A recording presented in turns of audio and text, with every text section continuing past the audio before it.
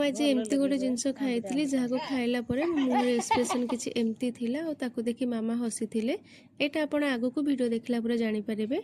नमस्कार, जय जगन्नाथ। बहुत दिन है लहुणी रही जाता तो भाभी घी काढ़ीदेवी तो से नहीं चुली बसई देती आपने टे सावधान सहित करेंगे ना मो पर हईराण हे सबतक घी जाए चुली बसब।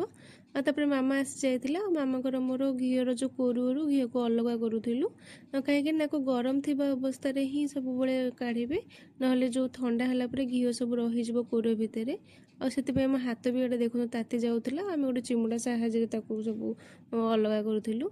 आ मुझे आपण मानक सब एत ज्ञान दौनी घी विषय ये सब मुझे आगुरी किसी शिखी नी मो ये आसिक शिखिली ये मैंने मो शाशु घर को आसिकला सब शिखिली गुड़ाक ये सब मतलब मामा ये कहते कि एक खाती भल लगे गुड़ाक बोली और मुझे बस भावुँ केत सर खाइबी बोली आ खाइला तो आपण मैंने देखिपे मो मुहर एक्सप्रेशन केमती थिला आ कौन तापर नहीं घी नहीं डबा रखी रही। जय जगन्नाथ।